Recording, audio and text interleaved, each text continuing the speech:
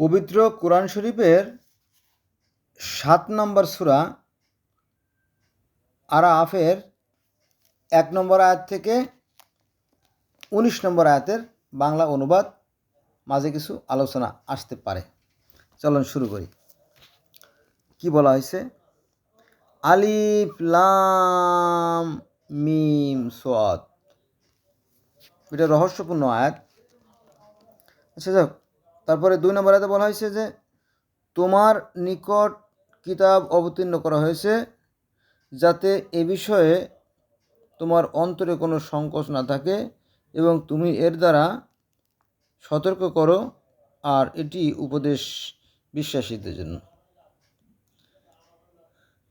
সূরা আরাফের ৩ নম্বর আয়াত, প্রভুর কাছ থেকে যা অবতীর্ণ হয়েছে তোমরা তার অনুসরণ করো, তাকে ছাড়া অন্য বন্ধুদের অনুসরণ করো না, তোমরা অল্পই উপদেশ গ্রহণ করো। সূরা আরাফ আয়াত নম্বর ৪, এখানে বলা হয়েছে এবং কত জনপদকে আমি ধ্বংস করেছি,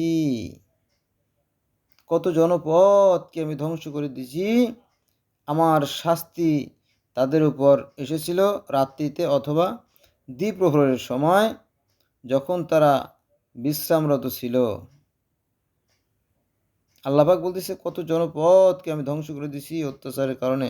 ইচ্ছা করলে আমি সব ধ্বংস করে দিতে পারি, কিন্তু আমি মানুষকে একটু সময় দেই, যদি তারা সংশোধন হয়। বড় দয়াময় প্রভু জালিম পাপীকে অতি সত্বর শাস্তি দেয় না কবু, দেয় অনুতাপ আর সংসদের দুরন্ত অবকাশ, তারপরে দুর্বিনীতির জীবনে আসে অভিশাপ। তাই না? আল্লাহ পাক ছাড় দেন কিন্তু ছেড়ে দেন না। তিনি দেখেন যদি আমার বান্দা একটু সংশোধন হয়, নিজেকে যদি সে পরিবর্তন করে, যদি সে ভুলগুলো বুঝতে পারে, যদি সে ভালো হয়ে যায়, তাই না? এর থেকে যে যা অর্জন করবে তা তারই জন্য এটা। আর তিনি তো সূক্ষ্ম বিচারক, তাই না?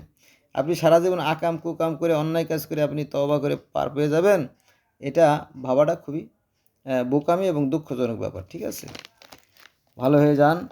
আলেমদের অনেকেই আপনাকে ধোঁকা দেবে। আচ্ছা, এবার আসেন সূরা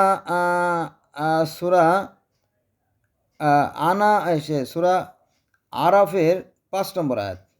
এখানে বলা হয়েছে যখন আমার শাস্তি তাদের উপর আপতিত হয়েছে তখন তারা বলল যে নিশ্চয়ই আমরা সীমা লঙ্ঘন করেছি। যখন শাস্তি শুরু হয়ে গেল তখন বুঝতে পারলো হায় হায় ভুল বোধহয় হয়ে গেছে, তখন আর কিছু করার ছিল না, তাই না? এবার আসেন সূরা আরাফের ৬ নম্বর আয়াতে। এখানে বলা হয়েছে অতঃপর যাদের নিকট রাসূল প্রেরণ করা হয়েছিল তাদের এবং রাসূলগণকেও আমি জিজ্ঞাসা করব। সূরা আরাফ আয়াত নম্বর ৭, অতঃপর তাদের নিকট স্বজ্ঞানে কার্যাবলী বিবৃত করবই, আর আমি তো অনুপস্থিত ছিলাম না।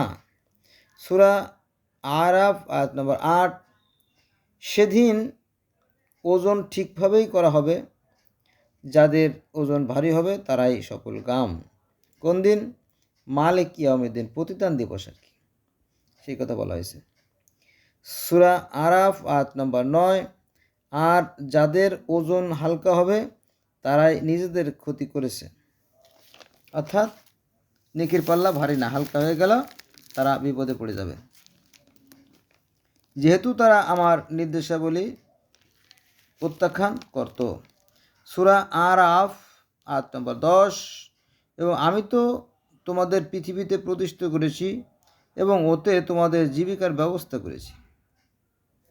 আবার শোনেন কি বলছে সূরা আরাফের ১০ নম্বর আয়াতে, এবং আমি তো তোমাদের পৃথিবীতে প্রতিষ্ঠিত করেছি এবং ওতে তোমাদের জীবিকার ব্যবস্থা করেছি, তোমরা খুব অল্পই শুকর করো। আমি তোমাদের সৃষ্টি করি, অতঃপর তোমাদের রূপ দেই এবং ফেরেশতাদের আদমের নিকট নত হতে বলি। ইবলিস ছাড়া সকলেই নত হলো, যে নত হলো সে তাদের অন্তর্ভুক্ত হলো না। সূরা আরাফ আয়াত নম্বর ১২, তিনি বললেন আমি যখন তোমাকে আদেশ দিলাম তখন কে তোমাকে নিবৃত্ত করলো? অর্থাৎ আল্লাহ যখন ইবলিস শয়তানকে বলল যে আমি যখন তোমাকে আদেশ দিলাম, ইবলিস আমি যখন